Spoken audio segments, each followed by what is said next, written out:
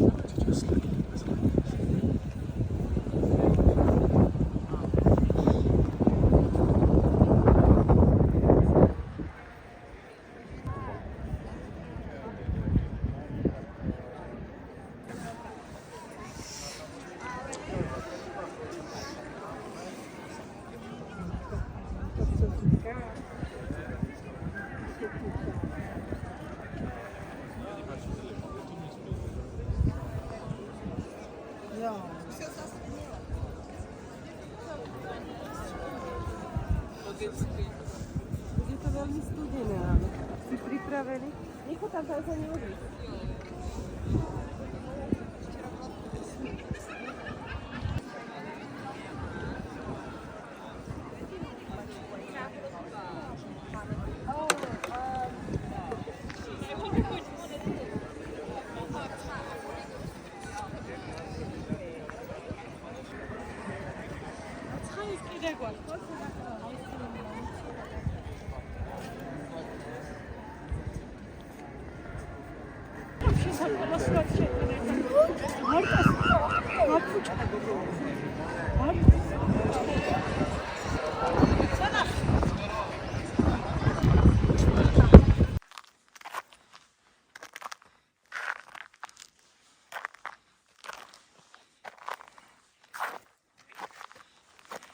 It's 5 minutes there, but don't know how many minutes I might have walked past.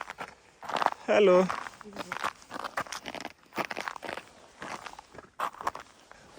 It's quite good.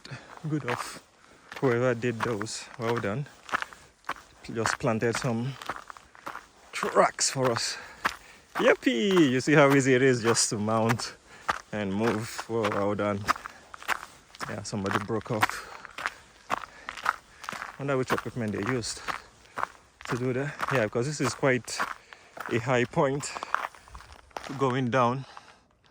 So yeah, it is, and the slope is quite intense, so it's good. All right, so this is what it looks like. The sun is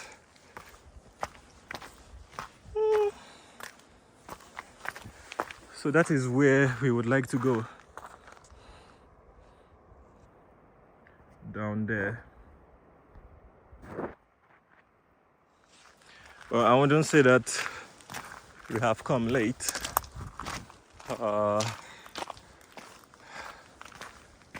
There is no sun today, unlike yesterday. Yeah, where did the sun go? This is afternoon time. But I don't know, maybe if you come in early in the morning, but still you would be putting yourself at risk coming in the morning. Hey.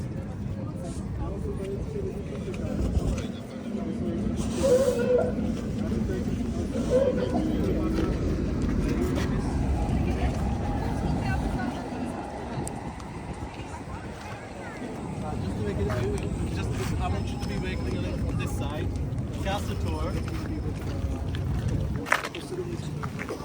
But you all need to check in. Did you all check in with Mazda? Are you 7 people, by the way? Yes. Otherwise, everyone checked in. You guys just check it now. I'm waiting for the castle. Okay, we're still missing somebody with the name Sebastian. 4 people, nobody like that here. No Sebastian. No Luvania.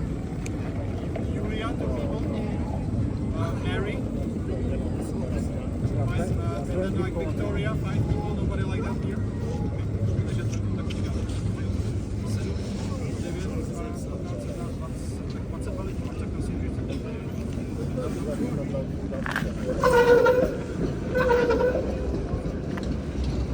These ones we're waiting for. Yeah, so we will join. And the other two decided over here. They don't have reservation. We also don't have reservation. Okay, cool. Okay. And if you are here for the second World War and come with order, you come here, right? Okay. It's a little chaotic now. So, Castle tour. Yeah. Awesome. I'll tell me if you're right. Or is there some Guys, is it 7 of you? because I'm missing There's 2 missing. So it's only 5 in here. They're coming. Like how soon? So we're leaving. We're taking a tram. Can we leave in 3 minutes? Thank you. and I'm missing somebody. So,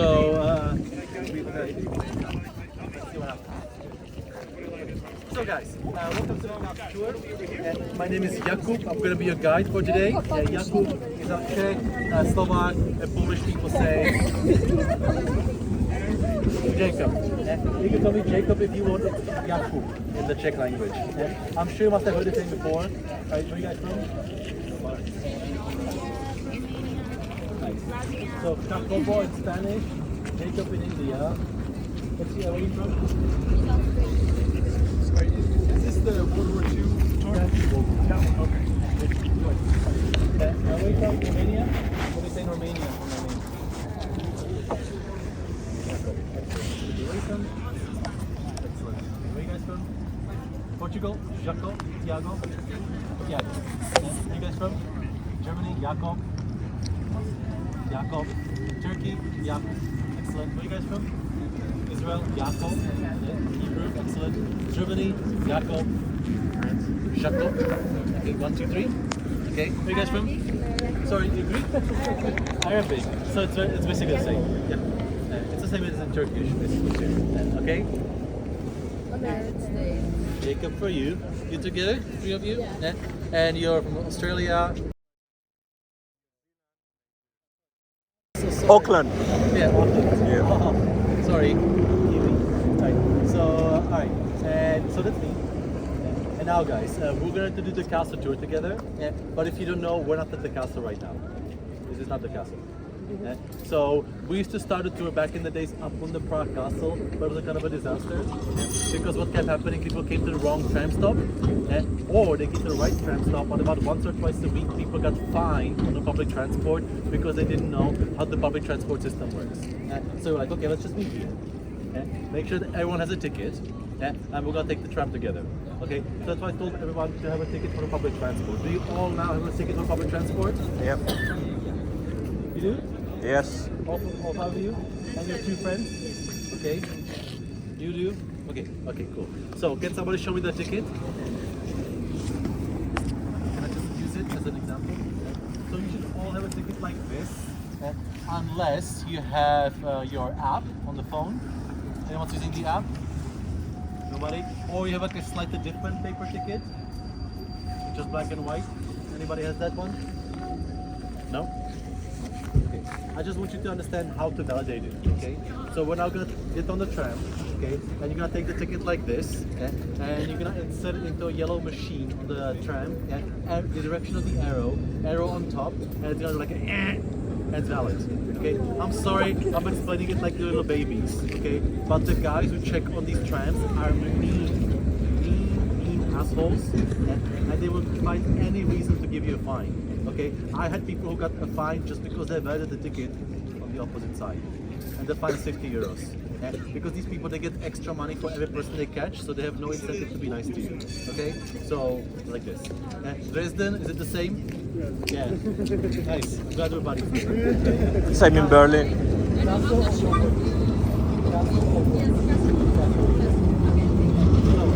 explaining public transport to these people. Do you have a ticket for public transport? So you guys want a ticket for public transport? How many? Four. Okay. So everyone else already has a ticket. You don't. We're taking a tram now together. And on the tram, okay, everyone else is voting their ticket in the yellow machine. You guys are coming with me to the orange one. You're gonna play with cards. Okay? Just take it. Hi. Hi. Castle tour? Okay, what's your name?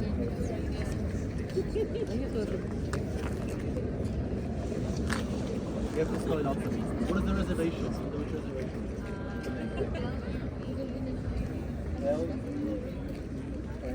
L-I-A. How many people? 4. And what's your name? Victoria. Victoria. With a K? Yes. Do you guys have tickets for public transport? Awesome. Okay. So just the corner of shame here doesn't have it.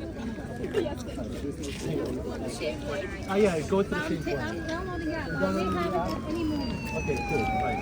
So guys, we're gonna take the tram, okay? And we're taking the number. Okay. We're taking the number 22 or 23, and we're taking it for 4 stops. Okay? Yeah. What number tram? 22 or 23. Okay, how many stops? 4 stops. Good luck, guys. I'll see you on the other side.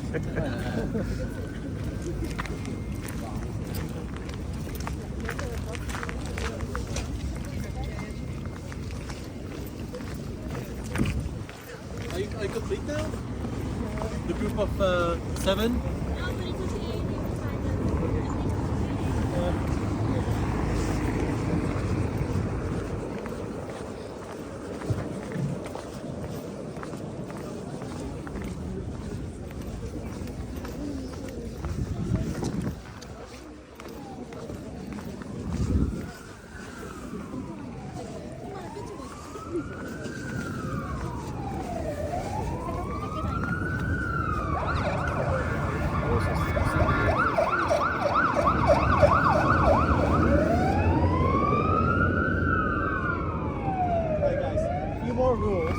So spread out, look for the yellow machine, yeah? Don't get on the same door that I'm getting on. Yeah, use the entire tram. It's happened to me also that people tried to get right behind me and the tram just closed the door half of my group. Yeah, so spread out, yeah. And corner of shame, where's corner of shame? Okay, here. And you? Okay, you come with me. The orange machine, there's only one on the tram, it's always in the middle. And so you're gonna come with me and we'll just gonna figure it out together. Okay? Tram number? 22, 23. 4 And stops. 4 stops. Yeah. Excellent. Yeah. If you don't know, so the tram stop that we're going to is called Bohemian.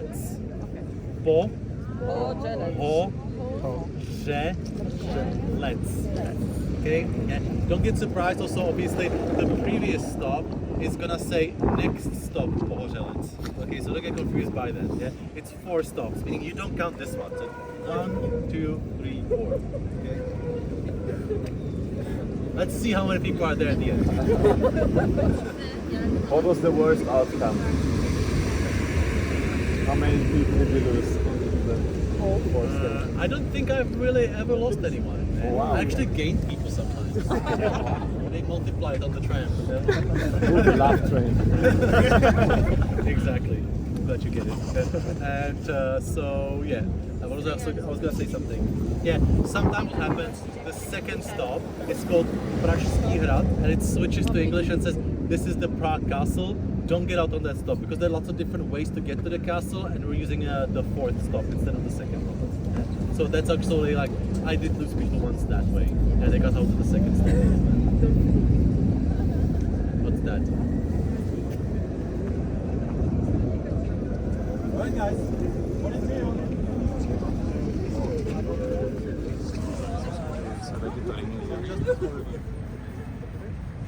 They'll go to the back of the stop too, it's fine.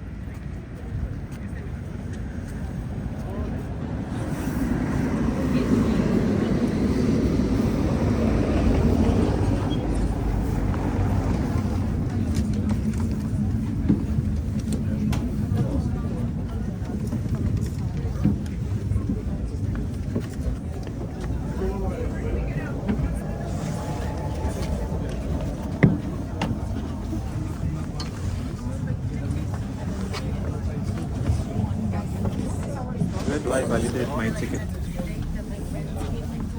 Sorry, excuse. Where do I validate my ticket? Where do we validate the ticket? Sorry.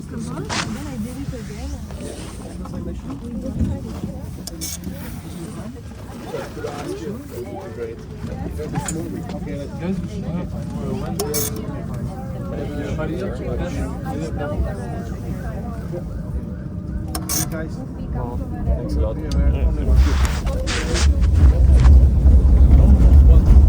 Then it's 2 hours.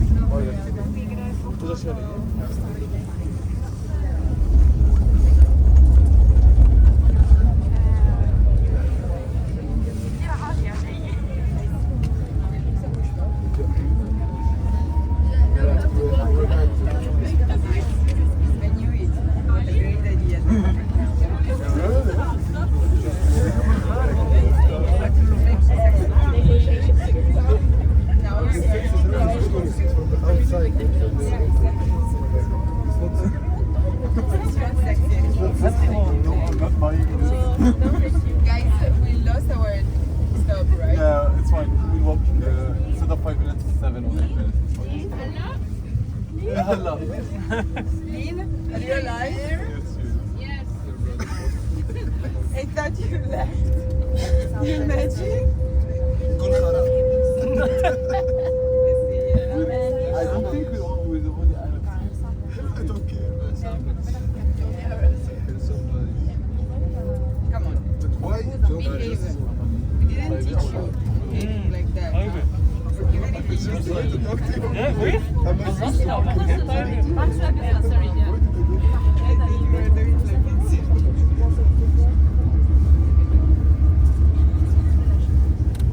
Thank you for touching me with your dirty jacket, huh?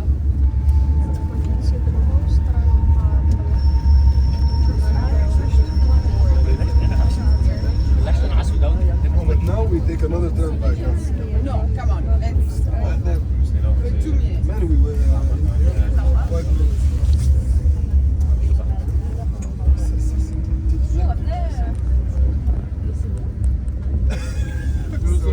He was looking at me like this. We had a problem.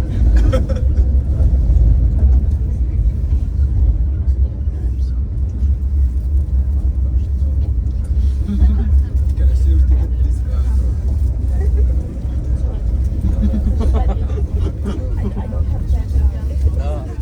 I'm up to see it. So can I see your ticket, please? She was like,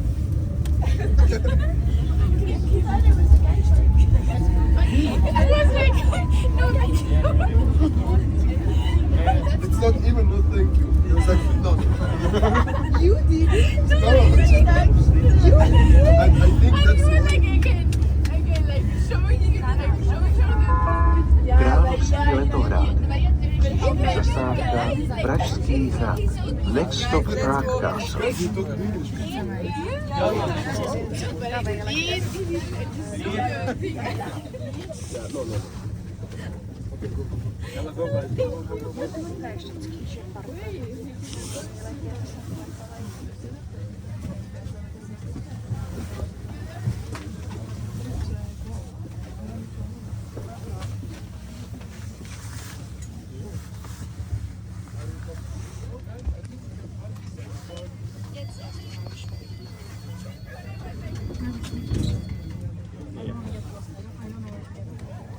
Okay.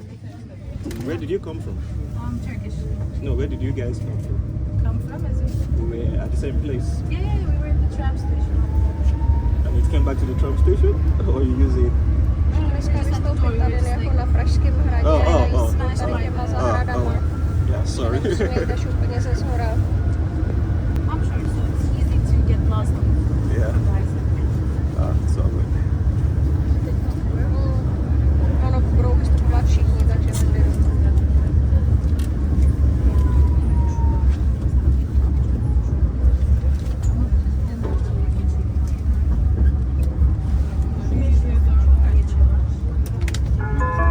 Pražský hrad.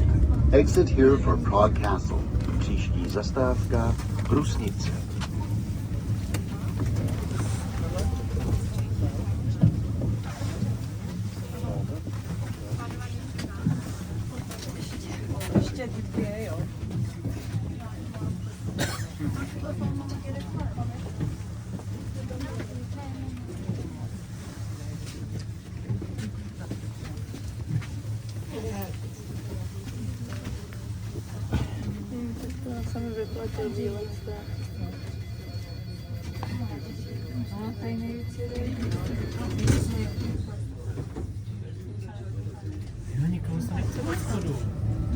Tak si řekni, že by si musela zaplatit. My už budeme vystupovat, ne? Aha, tak to jsem si ani nemusela sedat. Protože to tam nevidím napsané. Ale tak tady jdou někteří. Já zase nerad chodím s kopcem. Druhá věc, že oni to dáme ale já ani, jasně, ale já to chci, aby si to vzala. Protože já vlastně jedeš se mnou, no já vím, ale nicméně, já ti to chci dát, jo? Ti to dám. Mám to sebou dokonce. Ještě nám to neodevřelo. Asi není stanice ještě, ale to bude.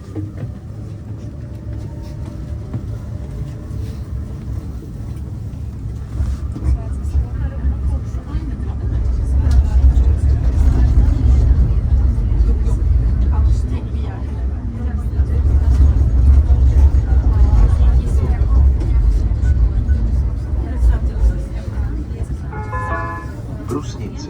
Příští zastávka Pohořelec.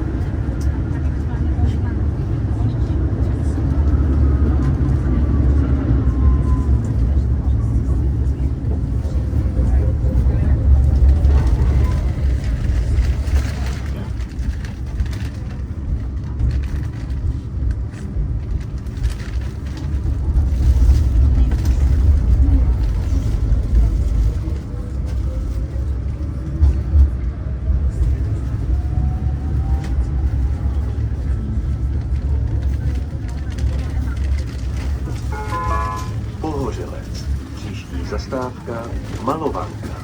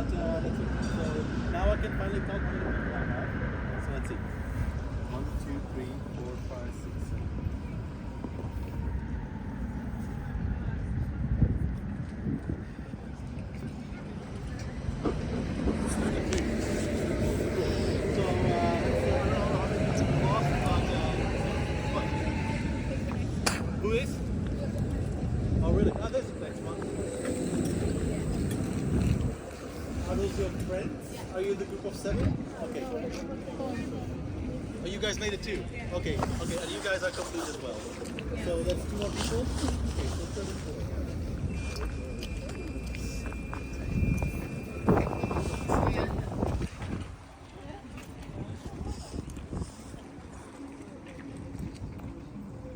Alright.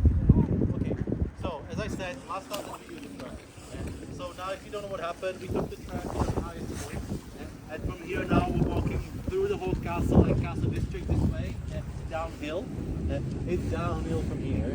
And basically we're gonna finish the tour all the way on the other side of the castle. And from there it's about a 5-minute walk back to the place where we met. All you have to do is just walk down the stairs from there and you're back to where we started. So super simple. The plan is it's a 2 hours and 15-minute long tour. So we're gonna finish the tour at 4:15 at the back of the castle. And I'm gonna give you a 15-minute break in the middle of the tour as well, so you can grab coffees and use bathrooms and stuff like that. Bam! I know, you chose the right company. And if you guys also don't know, it's cold. I don't know if you noticed it. And so wrap up, like zip up as much as you can. It gets even colder. Once we get to the castle is really windy. So just brace yourself. We're gonna take that break there for a reason. After the break, basically there's only like a 30 minutes left. So like it's all scheduled. Otherwise, are you all familiar with how free tours work? No. No? So it's a tip-based tour. Okay. So you pay the guide accordingly at the end of the tour. Okay, and that's how the company functions. We're okay with euros, pounds, dollars, Czech money, Revolut, PayPal, and credit cards. I have a terminal. I'm ready. Well prepared. No excuses. Exactly. And also, guys, if you have any questions, I'm happy to answer them. For those who did the tour with us already, you know. But before the break, also, I'm gonna give you a QR code to scan.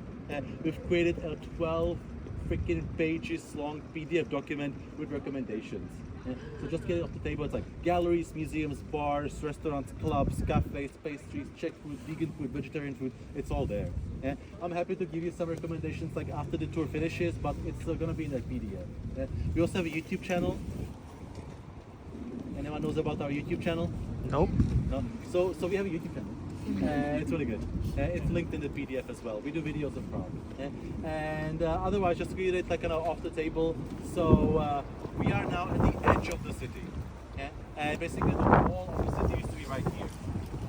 So we are now on the northwesternmost corner of medieval Prague.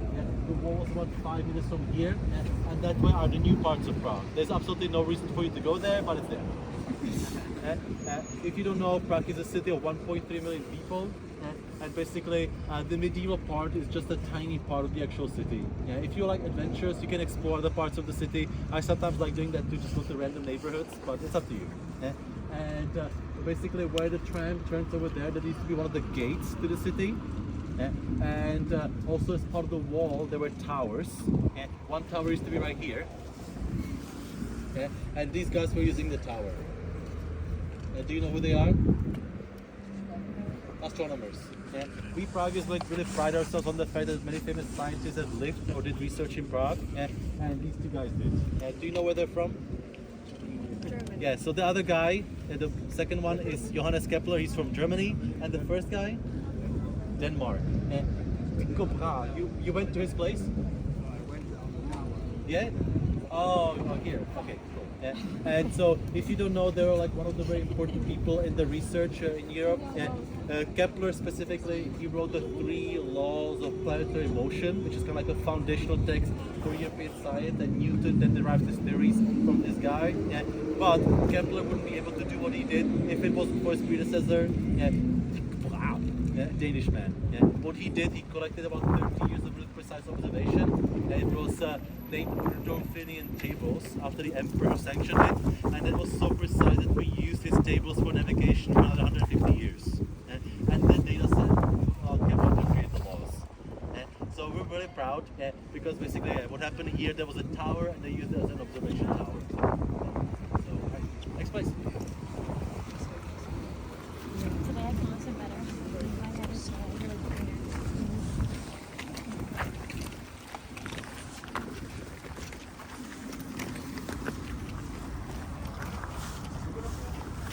Need somebody to help me. Can you help me hold? Yeah, Let me sure. zip up. Look, electronic awakening. The church. Thank you.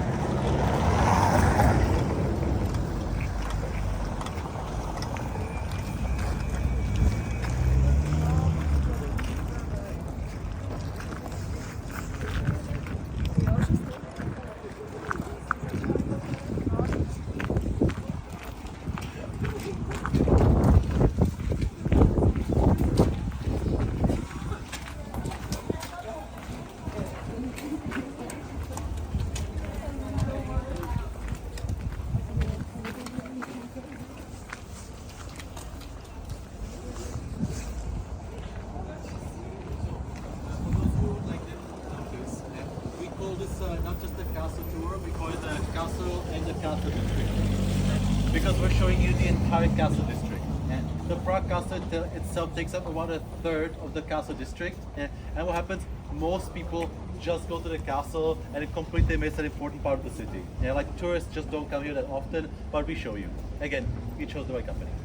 And basically, if you don't know how the city is structured, well, you guys are not gonna see it, but if you look at house numbers or street signs, it tells you in which part of the city you're in. And so we are now at Hradčany.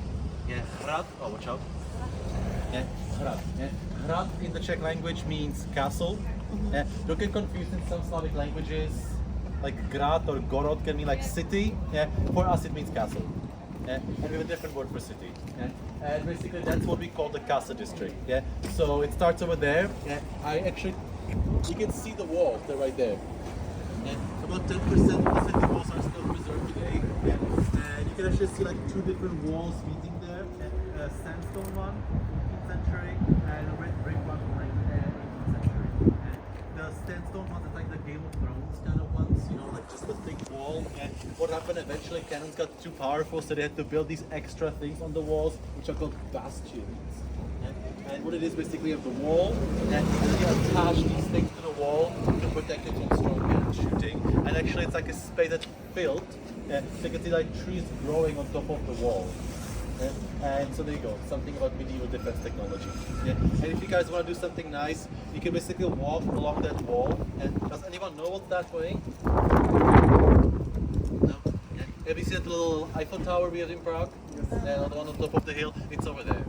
There are two ways to get to the tower basically. Either using the funicular, the cable car, or walking. Both are really nice ways to get there. Also, if you're looking for a place to go after the tour, there's something very important behind the houses here. Anyone knows what? No? There's a monastery there. It's called Strahov Monastery. You're nodding, you've heard of it? What's important there? It's just on my list on your that list. I did on Google. But do you know why it's important? I would like to learn it. So there's a famous library and an art gallery, but the most important thing that's there, because it's a monastery, beer. Yay! Yay! So if you don't know, one of the ways that monks used to make money is by making alcohol. Here and in Belgium they used to break beer. In southern states they used to make wine. In the Alps they used to make, you know what? Like absinthe, for example. That's made by monks. That's very strong. Yeah, it's no joke. You can buy 80% one in Prague if you want. And basically, the brewery is still there. They've been brewing beer there for 700 years now, and still today. It's named after the patron saint of that monastery. This order is originally from France. They're called Piemonte, and then the saint is called Saint Norbert, and so the beer is called Saint Norbert. It's very good. I'm just saying, it's there. And it's also a restaurant, so you can go and eat there too. The simplest way to get there, the main gate is like by the wall there, but there's this little thing over there by the ATM. It's like a little tunnel through, we call it the mouse hole, Mishigura. That's how you can get there as well. Right. Otherwise, if you don't know, it also tells you that we are in Praha 1. So we have the same system as Paris or Vienna. There are numbered districts. Number 1 is the medieval part. That's already Prague 6. I grew up in Prague 2. You don't need to know that. But just so you know, again, Prague 1 is like that 1% of the actual city.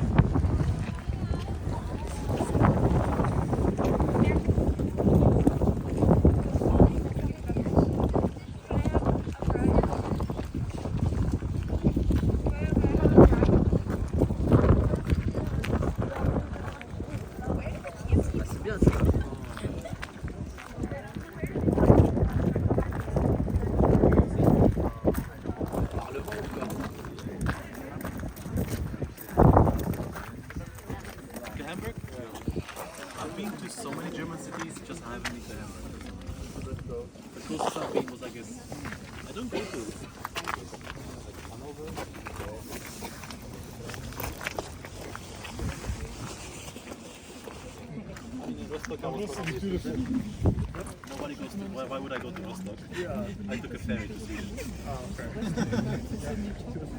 okay. So, hi. So guys, just to make it again like kind of clear. So, do you know which country you're in? Yeah. Okay. Yeah. So you are in the Czech Republic. Okay. Yeah. How old is this country? 31 years. 1993. Okay. Yeah. So before this country was called something else, Czechoslovakia. Okay. So keep in mind we share lots of history with the Slovaks. And if you don't know, for 41 years we were a satellite of the Soviet Union, and also for 6 years part of the Nazi Empire. And Czechoslovakia itself was founded in the year 1918, at the end of World War I. You remember what this was called before? Before 1918? Yeah, this was called the Austro-Hungarian Empire. And we were a part of the Austro-Hungarian Empire. We were called the Kingdom of Bohemia. Okay? So I'm going to talk about like kings from time to time. That's what you refer to it here, the Kingdom of Bohemia, which is Königreich in German. And I sometimes still get asked by people if we have a royal family. So So yes, the Habsburgs, which was our last royal family, are still alive. There's still people today with the name Habsburg. They're just not allowed here. They were kicked out in 1918, and that's it. Keep in mind, like the whole point of a monarchy was that basically they owned us, and the Habsburgs owned about 58% of the entire Bohemian kingdom. They were the lords of this land, and so now Habsburgs are basically banned here. Okay, they can visit the Czech Republic, but they have to sign a special paper at the border that says that they don't claim any land in the country. Yes. Yeah, it's cute. They're kind of banned in Austria in a way. There's, for example, a law in Austria that says that no person that's a Habsburg descent is allowed to run for public office. For 100 years now. But yeah, they're gone. And keep in mind, besides Habsburg, there were also other families that owned the land. And there's such like really important one. One family was called the Czernin family. You've never heard of them before, but this was their palace. Basically, as you notice, the closer we get to the castle, like the bigger and the fancier the buildings get, because these wealthy aristocratic families lived near the king. So Czernin built themselves this palace. They owned about 70 to 18% of the land here, and they built it in the 1660s.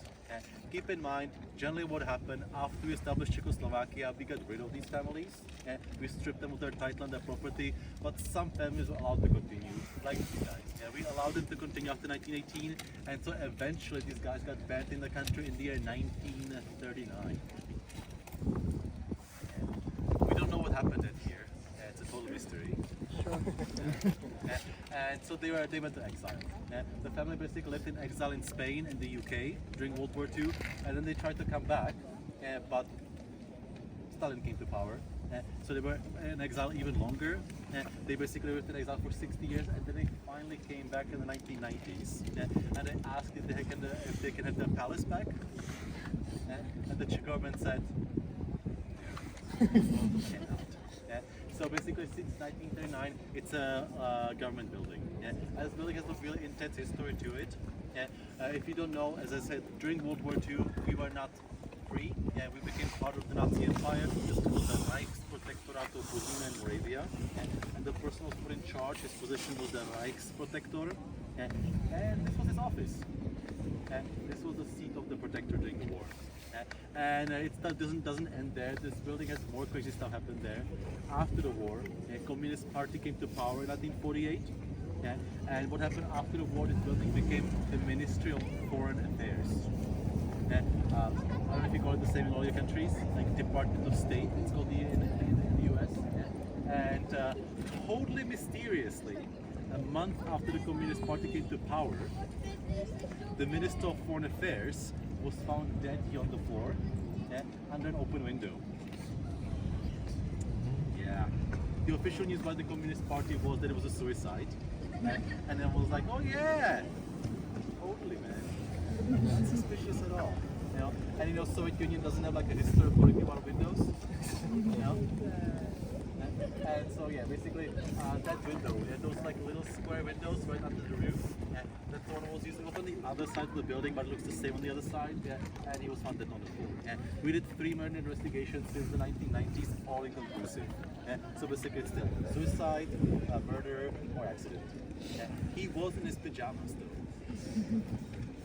Because the way it works, like sometimes government offices have a special apartment where the people can stay over at night, and yeah, he stayed over at night.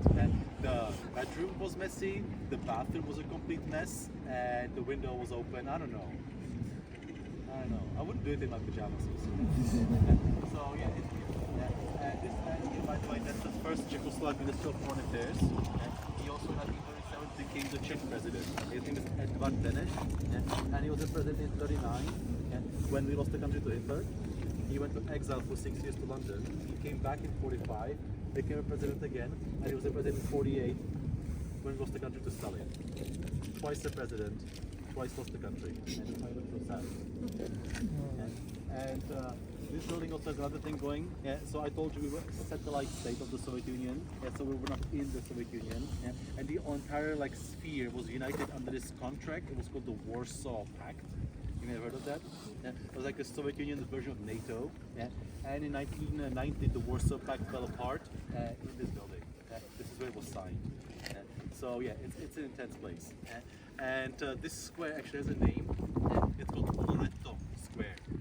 And I never heard of it before. Loreto. Funny? No, it's okay. Yeah. There's a church over there that's called Loreto. And it's basically giving a name to this square because it's very important. The reason it's important is that place over there is where Jesus Christ was born.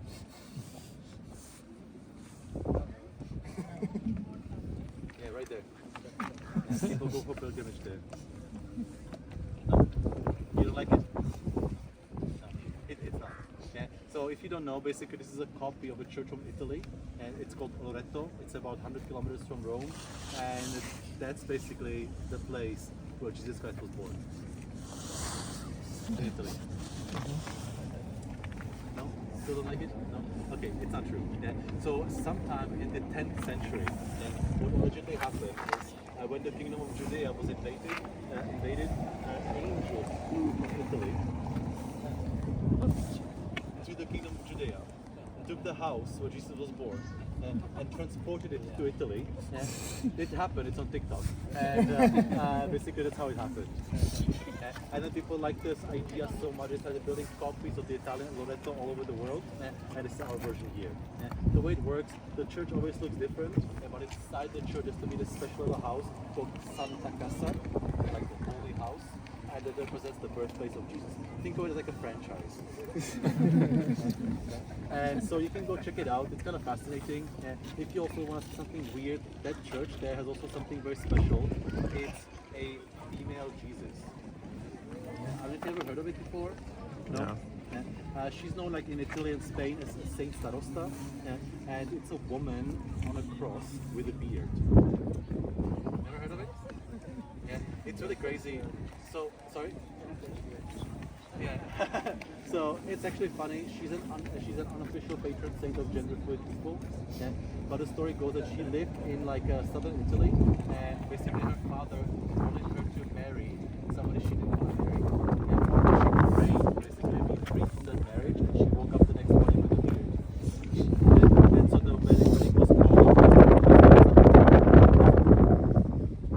But it's a really weird thing. You can see it in a few other countries, but yeah, this one exhibition here. It's like a little, basically, again, a statue of a woman on the cross. Yeah. What it should be. Alright, next place.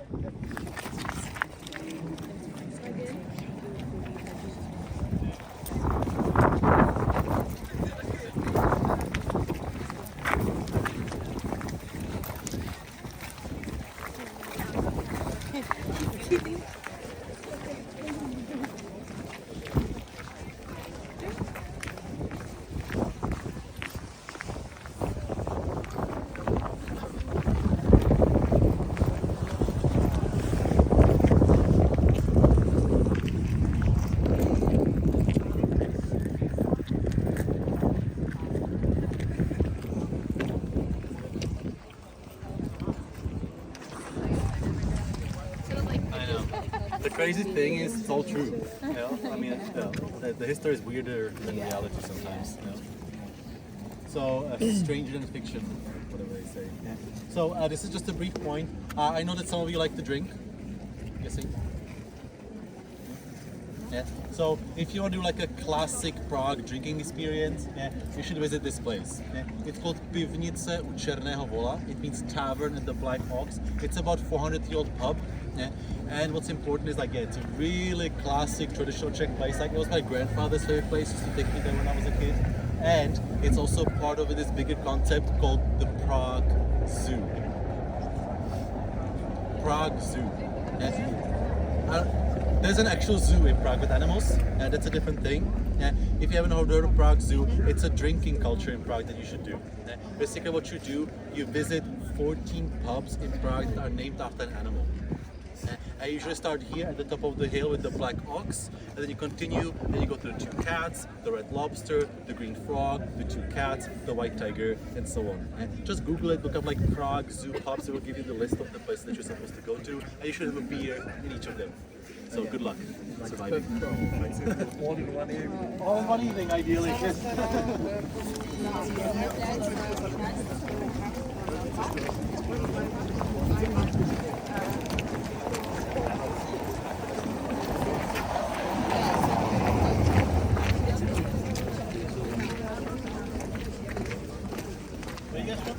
Austria.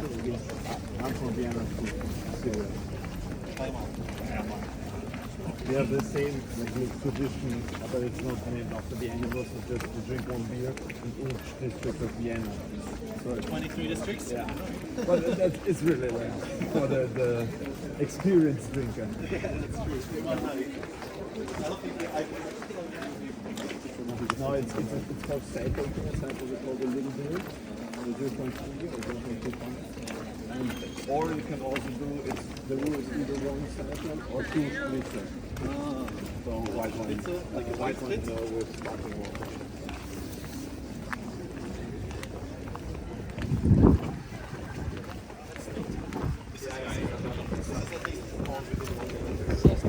I did. It's only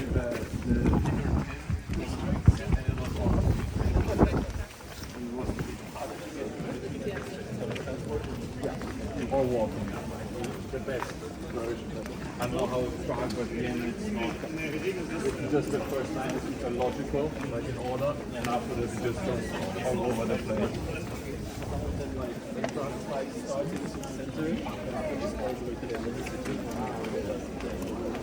How were they?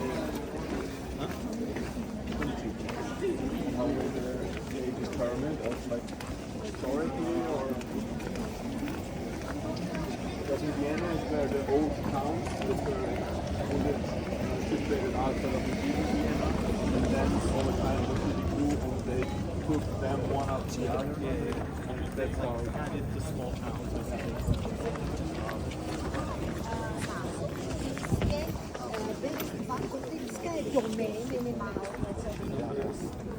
the Nazis did the same with Vienna. So they changed quite a bit.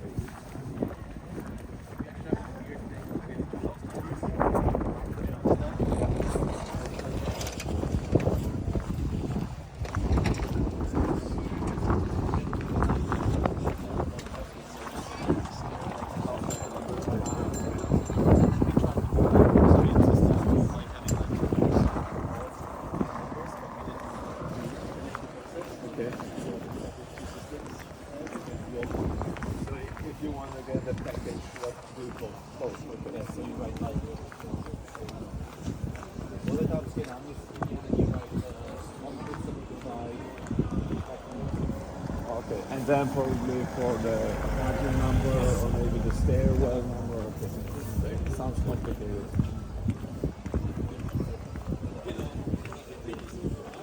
Yeah, so like when you use Uber or when you're like looking for networks, hotel, because what can happen if this video is really long, they can be like the house number 5, blue, and then like 5 boxes is house number 5, red. And yeah, of course.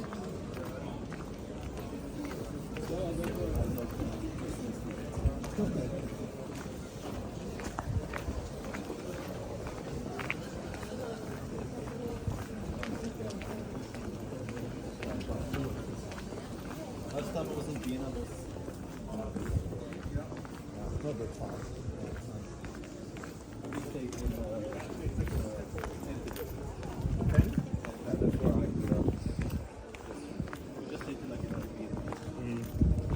And we went to see the weird old like a pattern, Yeah. you know, it was good. The Bohemian. Yeah, that's where because my school was right next to it. We always and went to the Bohemian Prague Castle. Standard one. On the weekend, that's it. Like during the month, because it's a lot smaller, not so crowded, and also not so capitalized like the big Prague.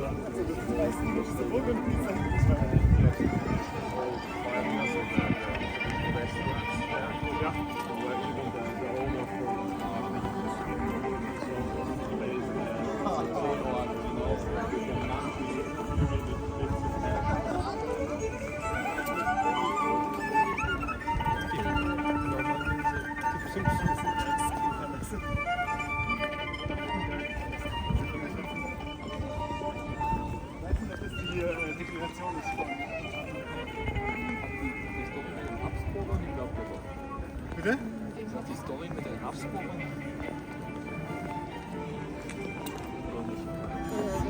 Das ist ausgekickt worden 1982. Ja, vor allen Dingen, dass sie, wenn die hier einreisen müssen, unterschreiben, dass sie halt das Land mehr besitzen. It's like Schwarzenberg, is it like the declination of Schwarzenberg or? Yeah, so it's like the possessive declension. Ah, okay. The building of Schwarzenberg. Cool music. By the way, I recently found out what the instrument is called in English. You know that instrument? Like this and you spin it. No? It's called oh shit. Hurdy-gurdy. Hurdy-gurdy. Heard the name before? No. It's a song by Donovan, Hurdy-gurdy Man. Have you ever heard it? It's like a 60s singer. Yeah. So I was like, oh, that's what it is. So I'll stop nerding out. Okay. So anyway, now we've properly approached the castle over there. Yeah. One of the things that I also want to show you that's gonna happen here. The guard change. Yeah. If you guys don't know, we do 2 tours every day. Yeah. One in the morning and one in the afternoon. Yeah. The morning one and the afternoon is slightly different, like they're almost exactly the same, but there's a little difference. Yeah. Which is that for the morning one, you see the big change of guards with live music, which is not what we're gonna see now. Do you know what you see on this one? Yeah, the Golden Lane. Yeah, that's basically when we finish the tour. The Golden Lane is normally paid for, but after 4 it's free. Yeah, and that's how we're doing this tour like this. Yeah, but yeah, as you approach, obviously that's where the kings were. Yeah, but there were other like aristocrats living around here. Yeah, and so you were already pointing this palace out. Yeah, the Schwarzenberg. Yeah. If you've never heard of these people before, they were kind of together with the Czernin, one of the most powerful families in the country, owning about 16% of the land. They're originally from Germany, but they were no more like an Austrian and Czech family. And this was their palace. It's kind of a beautiful building. This design is Renaissance, and this design specifically has a name. It's called sgraffito. It's basically like not paint. It's just a clever use of plaster, like stucco, whatever you want to call it. So it's etched. You first put the black one on, and then you put the white one over it, and you etch away the black one in places where you want to reveal the darker one. And yeah, it's beautiful. And the Schwarzenberg has a very similar story to the Czernin. So they were allowed to stay here in 1918. They got kicked out in 39. They stayed in exile in Spain and England for 60 years. They came back in the 1990s. They asked the Czech government if they can have their palace back, and the Czech government said no. Yes. Yes. So basically what happened, this family and this other Czech family called Lovkovits, they're really active in the resistance, both against the Nazis and against the communist regime. So they're allowed to stay basically in the country and got all their property back. All their palaces, castles, fields, forests, everything was given back to Schwarzenberg. So they own this building, the family, and basically they don't use it. There's other palaces where they can stay, so what they're doing with this one, they rent it out. They rent it out to the NGP, the National Gallery of Prague, and they rent it out to them for peppercorn rent. You know the expression? Cheap. Yeah. Free, basically. So back in the days when you wanted to give something away for free, you exchange something symbolic. That was actually the corn of pepper. Now they don't do it. The official rent is 1 crown per year. So every year they exchange just 1 crown, which is like 3 cents. That's how much they pay for it. And music. Okay. And there's just one more palace to note. It's that one. It's called the Tuscany Palace. Have you heard of Tuscany before? So basically, when the rulers of Tuscany came to Prague for a visit, they didn't stay in an Airbnb. They stayed in their own palace. And do you know what famous family from Tuscany? Medici, excellent. Medici stayed here quite sometimes as well. One was Gian Giovanni di Medici. He stayed in Prague from time to time for about 10 years, simply because he was married to a Czech woman.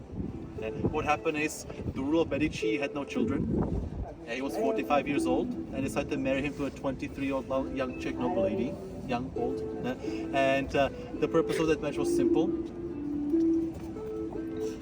babies. After 10 years, no babies.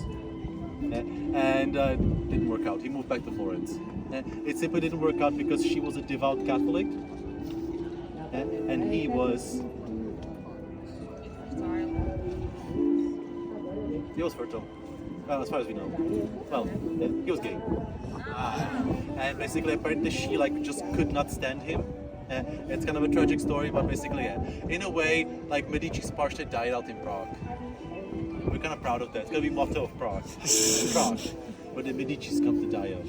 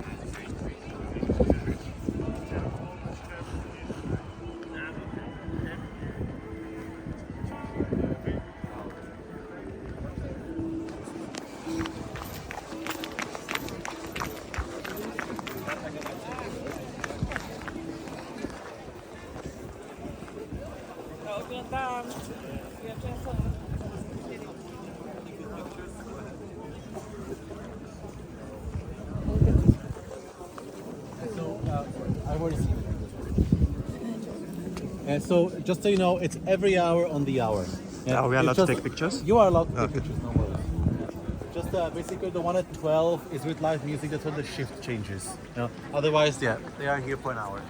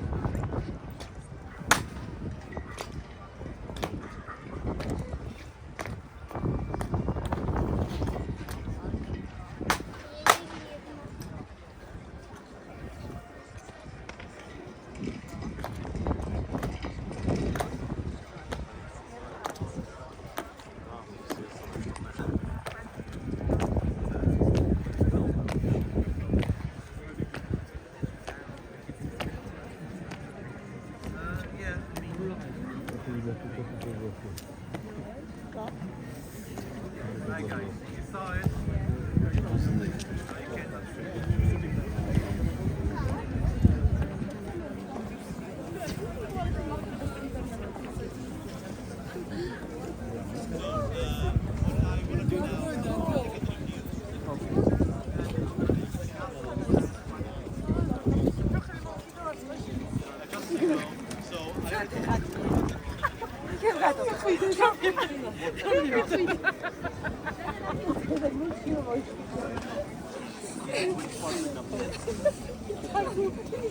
So the president's office is at the castle, and the front is guards are here. They're the guards of the president, simply called the castle guard. And that flag over there is the flag of the president. Some countries the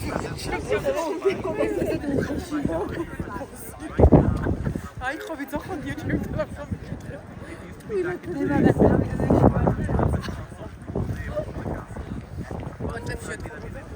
Oh, God, Actually, the communist president is like the castle, which is particularly funny.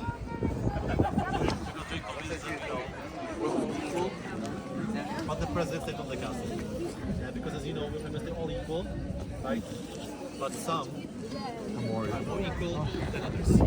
And so yeah, they actually like moved out because the communist president specifically didn't like living on the castle in the end. They described the living on the castle as a Spartan experience. Simply because it was. And so since the 1990s, presidents live in different places. The current president, does anyone know the name of the Czech president?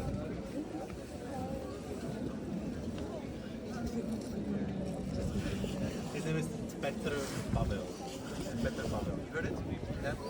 And so Petr Pavel currently lives about 300 meters away from here. There's a garden there, there's like a little house there, and he lives there. He gets picked up every morning with BMW 7 Series and driven to the castle. And the current president, by the way, if you don't know, he has won the elections with the highest mandate of any previous president. He got 62% in the 50-50 choice. Usually these votes are kind of close, but it was really unprecedented how much he won by. Yeah. What probably helped him, he's a former NATO secretary, and he was elected just this year. Basically, yeah, the conflict in Ukraine, basically, and his support for it, like basically majorly helped him get lots votes. And the other guy was an insufferable oligarch, so that helped him too. Right? Okay, let's go see the view.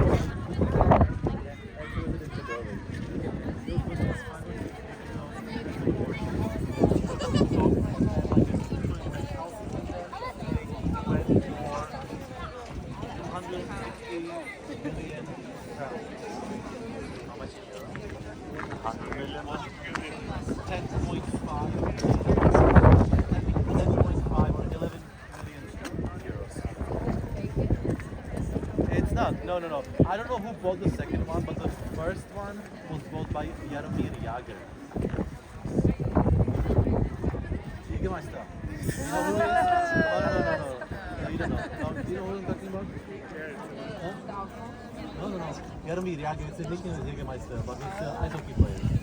One of the top NHL players in history. What is his nickname? Jägermeister. Jägermeister. Jaromír Jágr. Ice hockey player.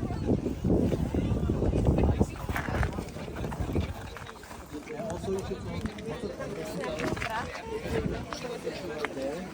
during the Cold War, it was the West German embassy, and the East German embassy was right by the Golden Crown.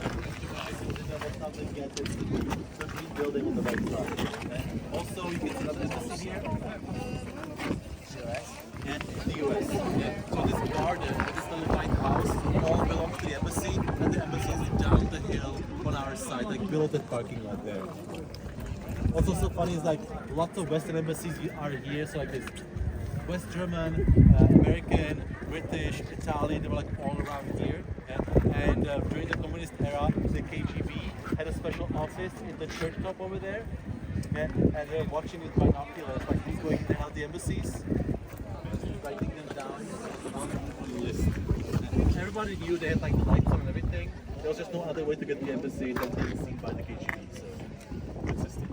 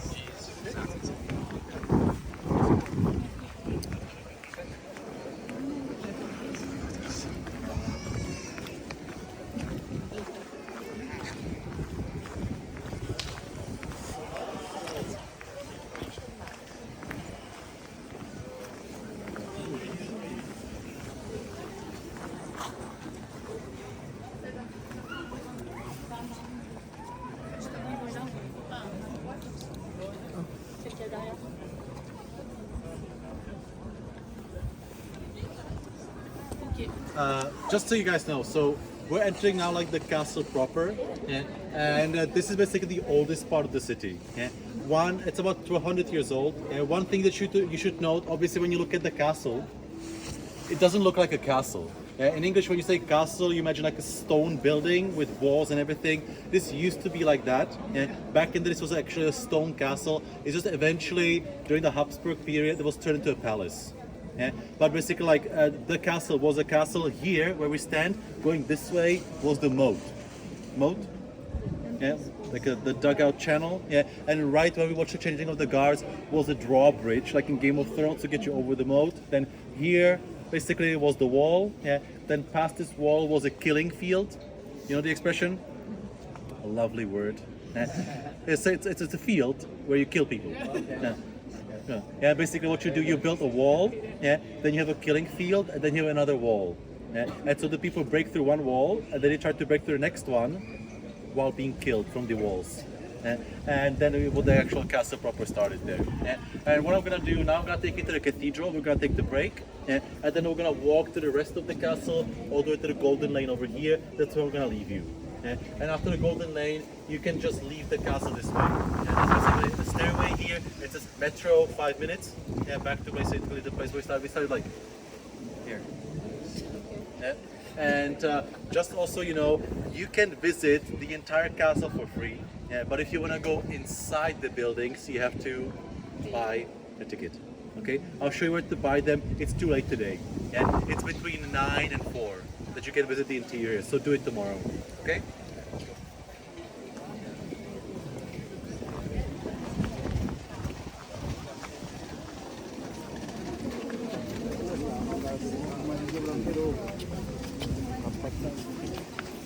Dico sempre bisogna vedere di me.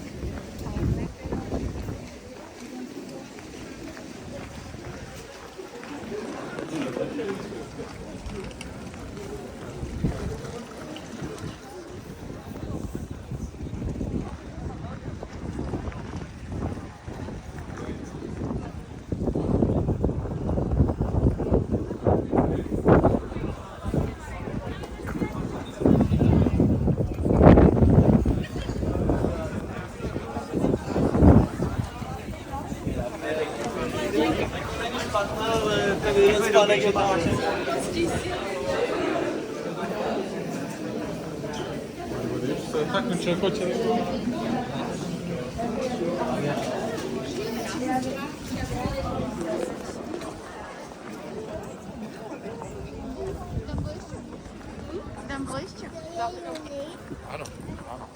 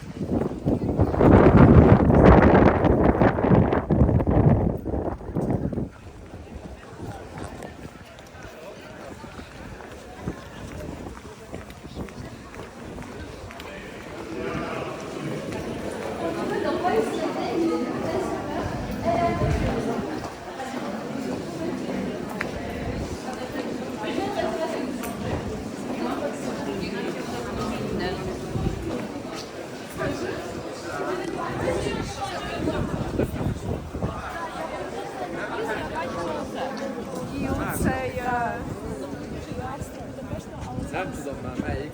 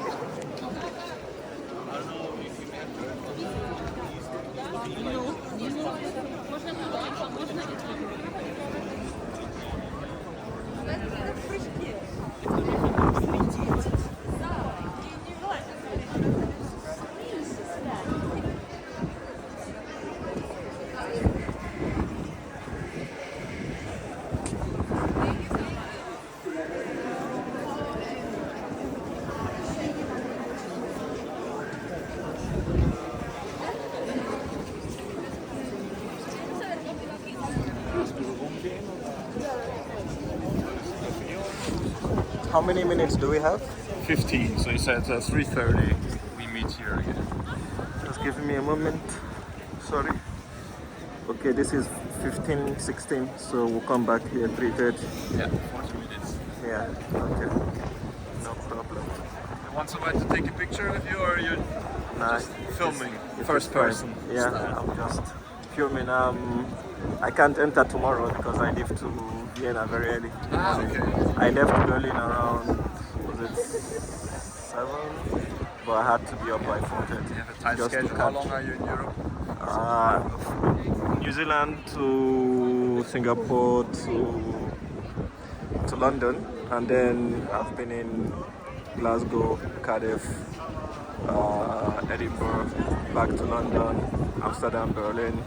Amsterdam was transit, Berlin was 2 days. I had like a conference there.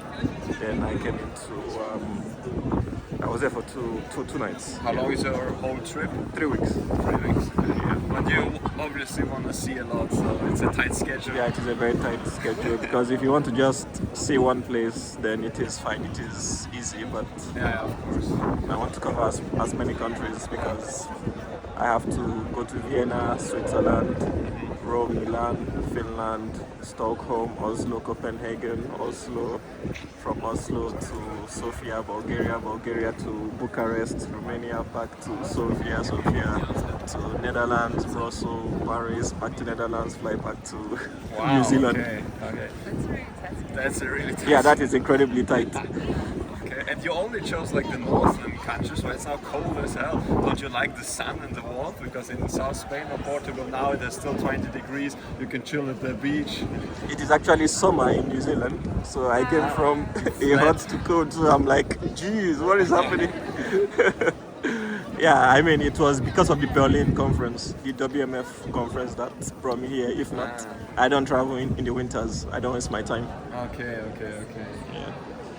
Anyways, enjoy, and we'll be back here in a jiffy. What are you guys gonna do? Just stand around? Well, probably will also look around. Yeah, admire the building.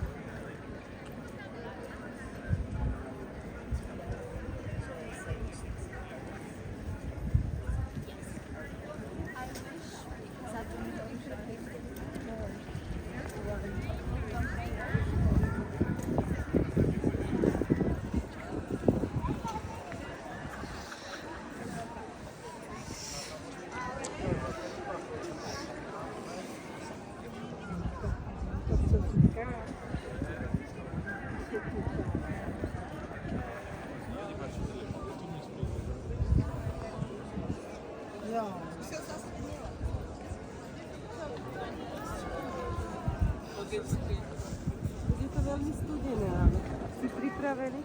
Nechod tam za ní odísť.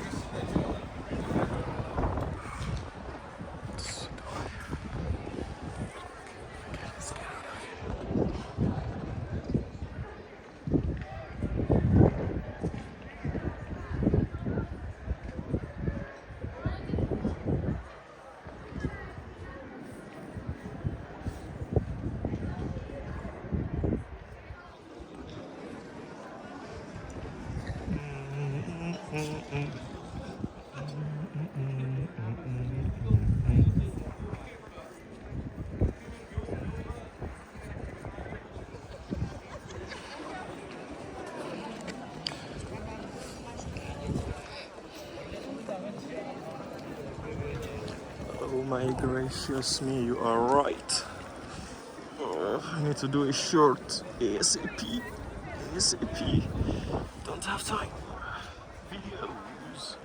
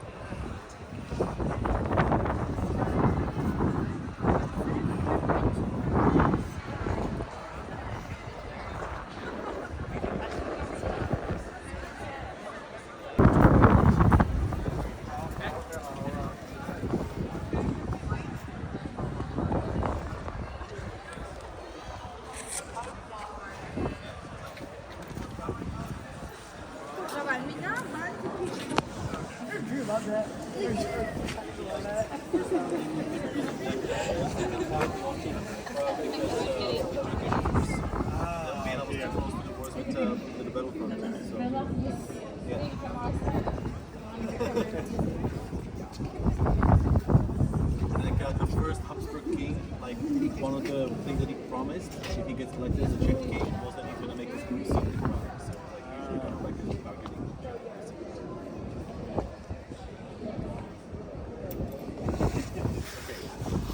I have no idea.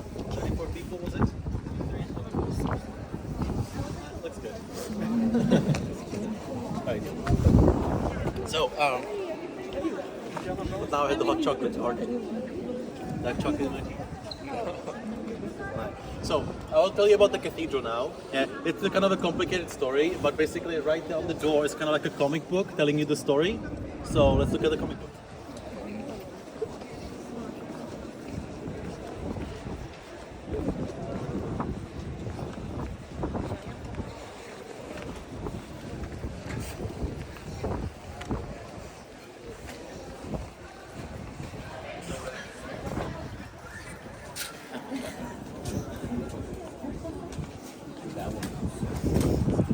Yeah, very wheelchair accessible. There's this YouTuber on a wheelchair. I forgot what his name is. He like visits different European cities, you know, and he was complaining how bad Prague is for wheelchair access. Right. So, in case you guys don't know, this is like kind of like a core of the Czech history. This place, and Prague Castle is by far the oldest part of the city. We have archaeological records of people living on this hill since 3,500 years ago. The first people who settled here were Celts. The Celts that lived in this region were called Boi. That was like the name of the tribe. That's where the word Bohemia comes from. It was named by the Romans. Both Bohemia and Bavaria, Bayern in Germany, come from the same name. The Bois originally don't come from here, they come from Bologna. That's why Bologna is called Bologna. It's all related. And then the Bois were basically replaced by a Germanic tribe called Marcomanni. Remember that story? If you never heard of them, you definitely, at least some of you, seen the beginning of Gladiator with Russell Crowe. Remember that battle at the beginning? Between the Roman Empire and this Germanic tribe? That's the Marcomanni. That battle took place near what's today's Vienna. And those were living here. And then Czechs, Slavs, we came from the east in the 5th century. We settled on this hill, and for the first 300 years we were pagan. Pagan, everyone knows that word? Yeah? Okay. And basically the god that the Slavs celebrated, the main god was the god of harvest.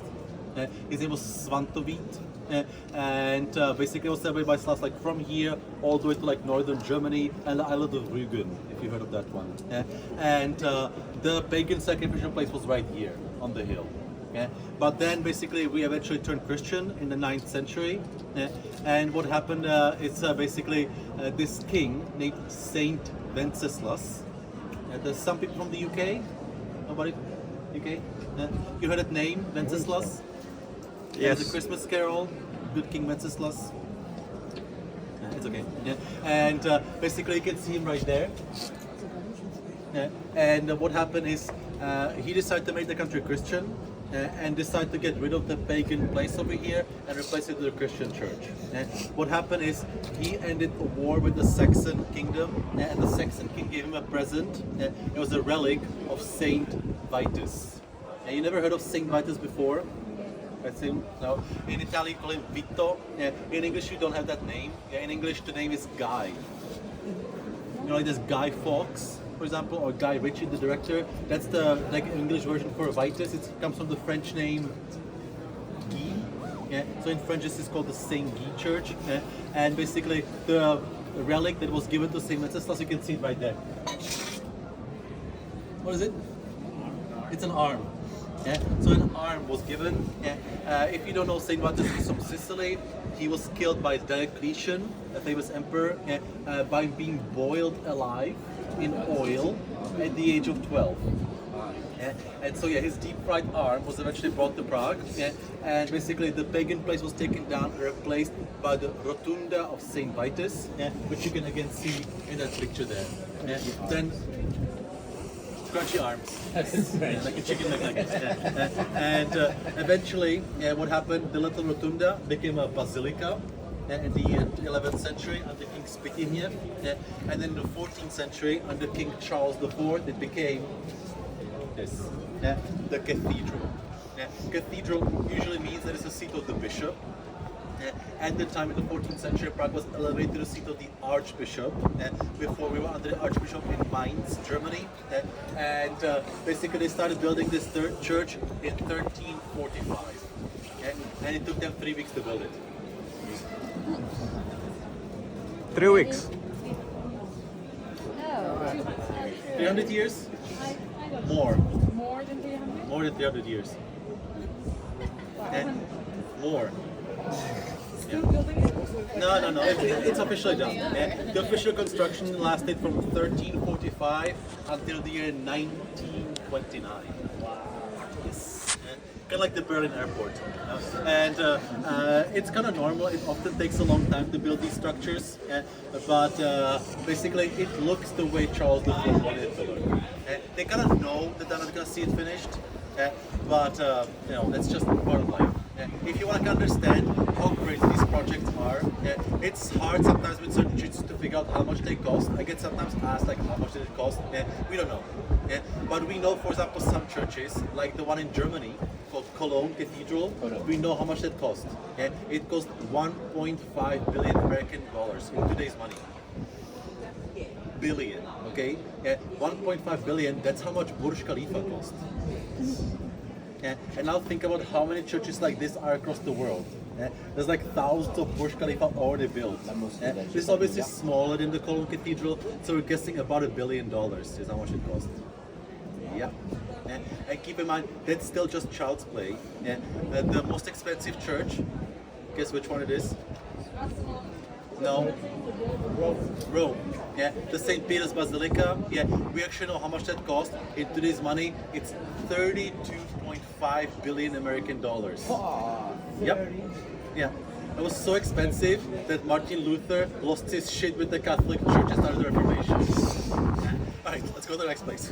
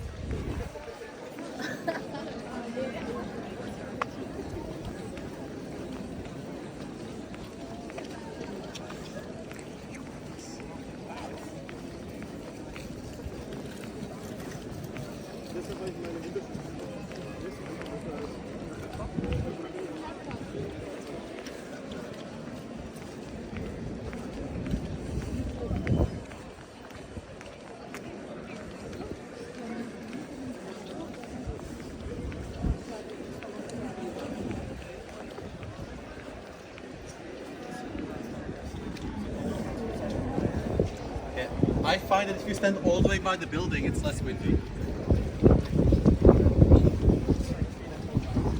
Yeah, sometimes.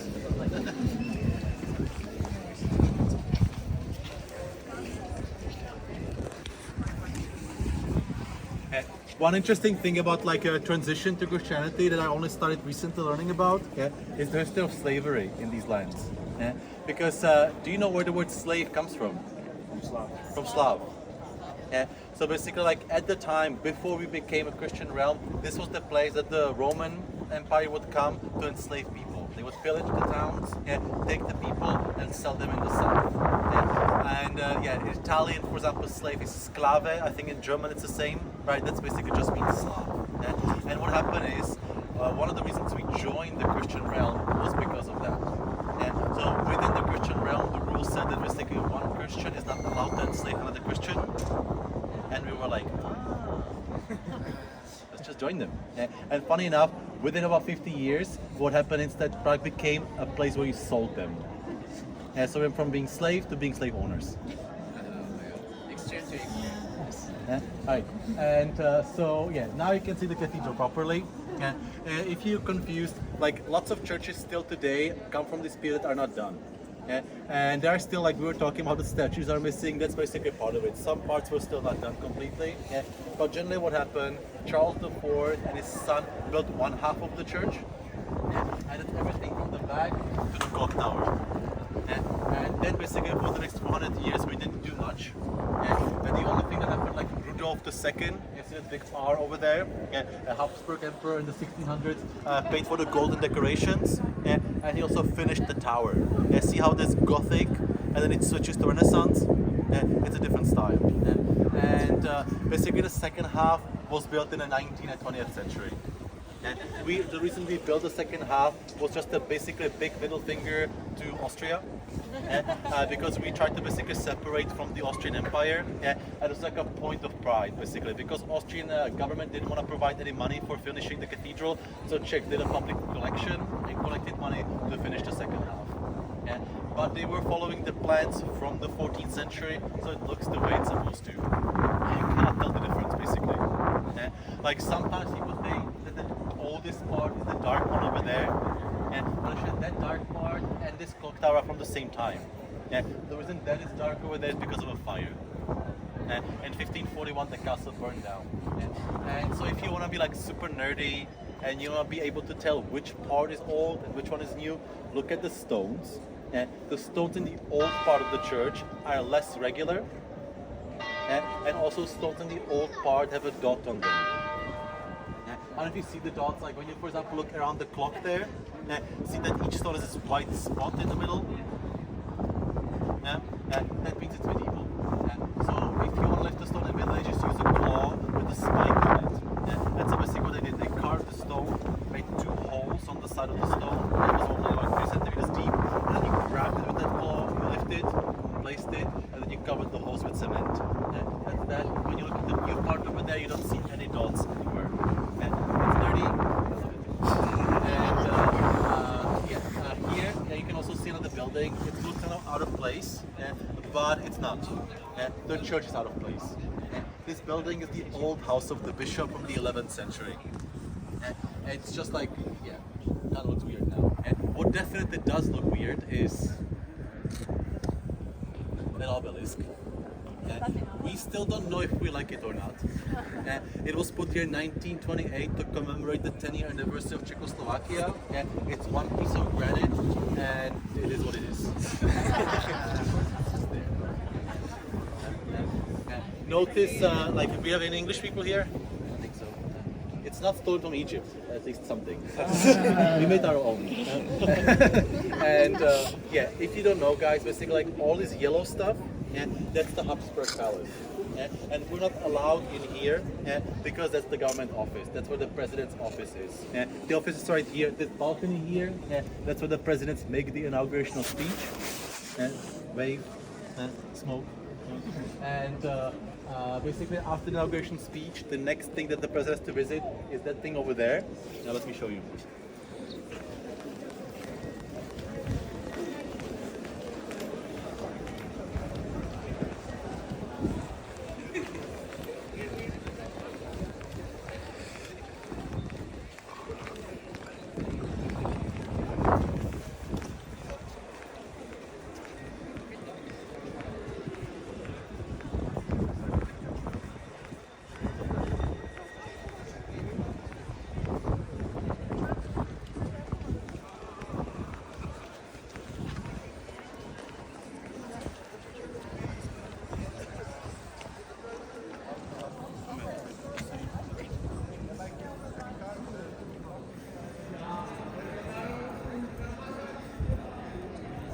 Right, so again, presidents make speeches over there, their office, but we have this special tradition during the inauguration that after the speech, the president has to go inside the cathedral.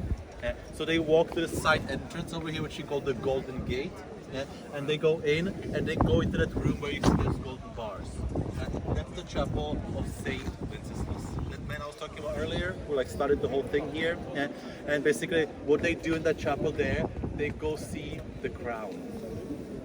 So we still have our crown. We have an old 14th century crown of the King of Bohemia, and the president, as part of the inauguration, has to go and inspect it.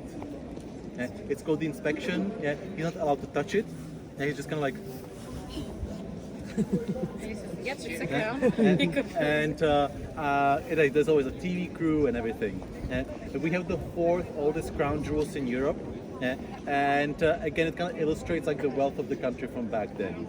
There's no official price put on that crown, but it's 22 karat gold, 3.5 kilos of it. And rubies, pearls, and diamonds brought from Africa and India, and pearls are brought from Thailand actually. And it's like the crown, then you have the orb, and then you have the scepter. But there are a bunch of other things that used to be part of the crown jewels. One of my favorite things, it's not anymore here, it's now in Vienna, but it was the spear of destiny. Anyone knows what that is? Yeah? Jesus got stabbed. Exactly. Yeah, Jesus, when he was on the cross, he was stabbed by the soldier into the back, into the side, and he bled from that wound. So the spear of destiny traditionally would be held by the European emperors to symbolize their power on earth. The way it looks now, it's like a spear with this golden sheathing around it.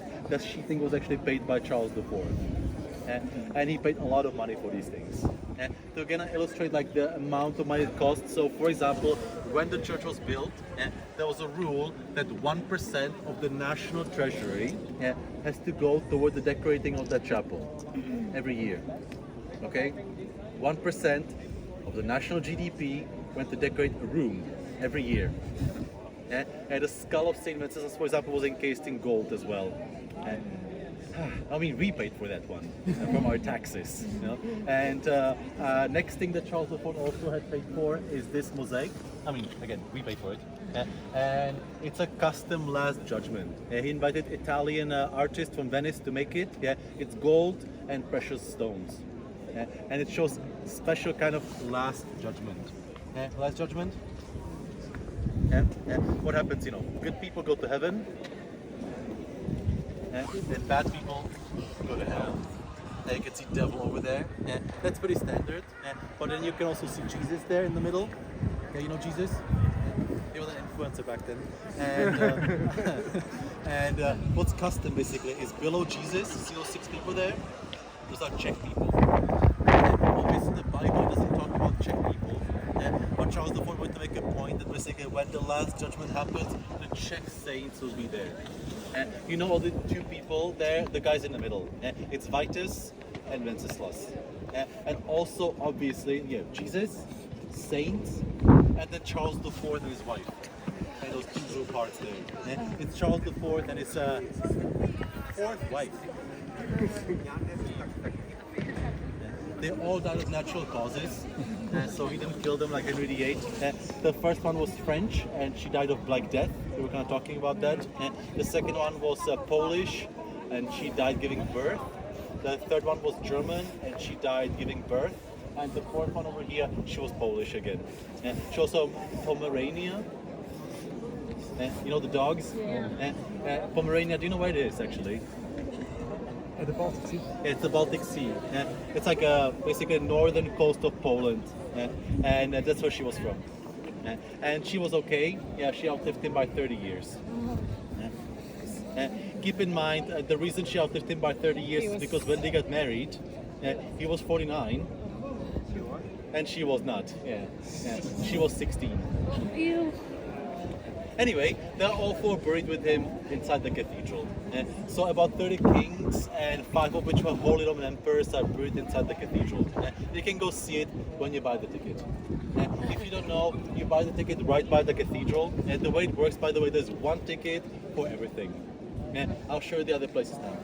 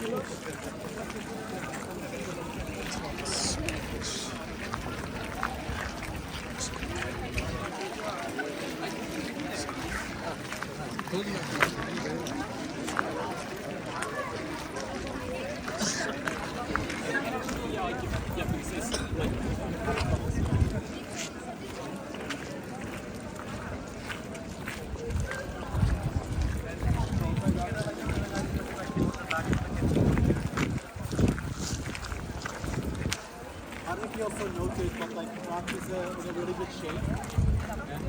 Basically didn't get bombed during World War II at all. So it's like all perfect. Like this courtyard, there's 7 styles of architecture on this courtyard alone. It's hard to find a place like this. You know, there's a Romanesque basilica at the White Towers, a Gothic church, a Renaissance palace, a Baroque palace, and a neo-Gothic palace. And also, by the way, the entrance for the horses.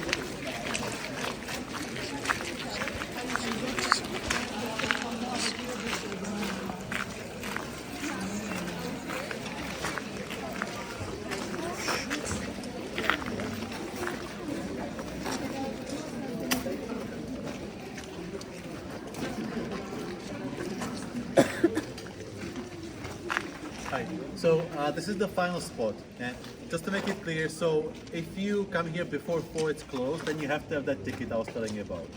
So the ticket is basically for the cathedral, the royal palace, the basilica I showed you, and the Golden Lane. But after 4 it's free. And I'm gonna take you in now and follow me. I don't know how busy it is there. Just still. And if you don't know what's going on, basically like the king lived over there, and we, as peasants, we lived over here. And we serve the king. So you will see like the more residential parts, basically for regular, like, you know. You have a royal background, anyone?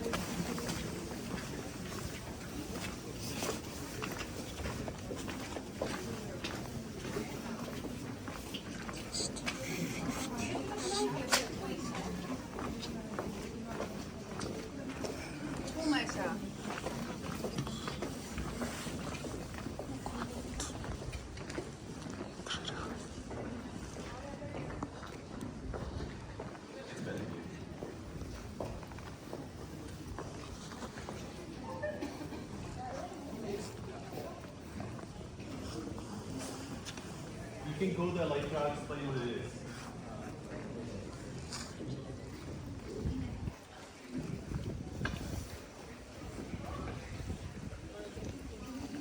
Look up the deck. Only that is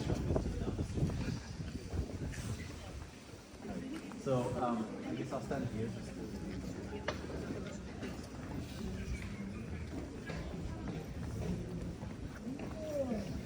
So, this is the final spot, guys. And I'm going to leave you here after I'm finished and you can explore it on your own. So you can see basically down the street is where you can go, but you can also go in here and over there. So gonna explore.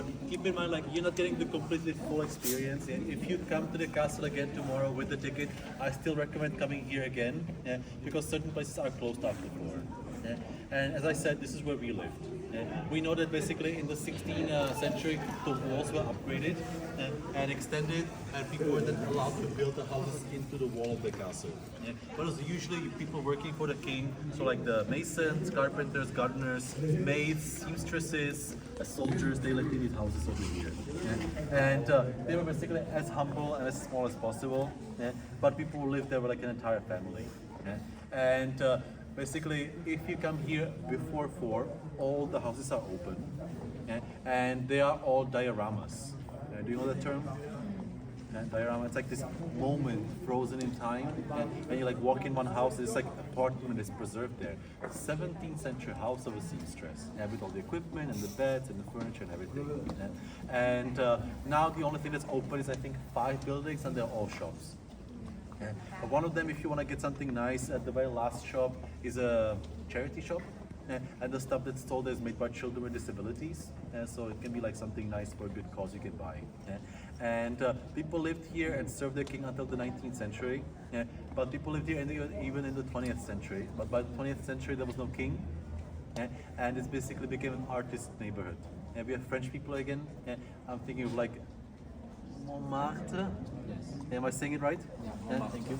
The neighborhood in Paris where the artists live was like a Prague version of it. Some interesting artists lived here. For example, that house at the very end of the street, the green one. My great-grandparents lived there. I'm very proud of that. They lived there in the 1920s. Around this time also, one interesting artist lived here. He lived in the blue house number 22, and it would be a writer called Kafka. So he and his sister, basically they kind of wanted to reconnect and rented a house together here, the number 22. We know that sometimes his sister would kick him out of the house because she had a lover coming. Spicy. So he went back to his parents, so not always did he sleep there. And if you also go like to the kind of back, there's one house with this like tiny little painting of an owl cat curled up in the full moon. Around the time when Kafka lived here, the most famous Prague psychic lived on the street. And people came here. I wish I could experience that. Basically for like a tarot card reading and a palm reading and crystal ball. And the house is preserved as a diorama as well. She was a real lady. She actually apparently lived until World War II, and sometime in 1943 she predicted that Adolf Hitler was gonna die, and the Gestapo arrested her and killed her. And finally, if you guys want, you can visit this area.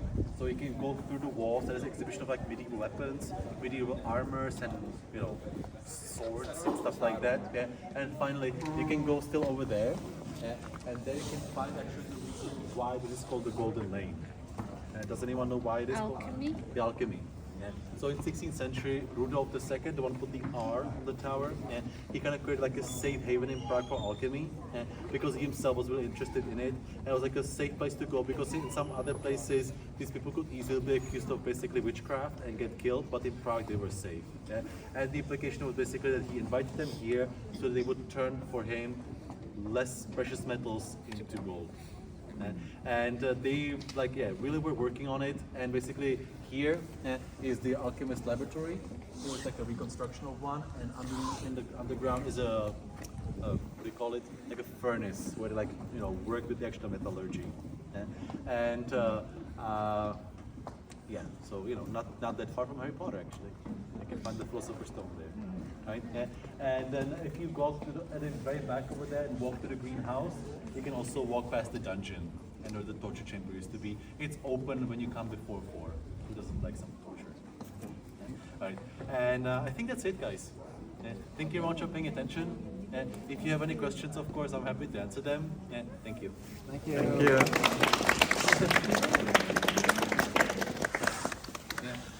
The way out is okay. And please write a review for the tour if you can. And of course, tips. That's how we function. Euros, pounds, dollars, Czech money, Revolut, PayPal, credit card, gold, silver, Diamonds. Philosopher's Stone. Thank you very much. Not right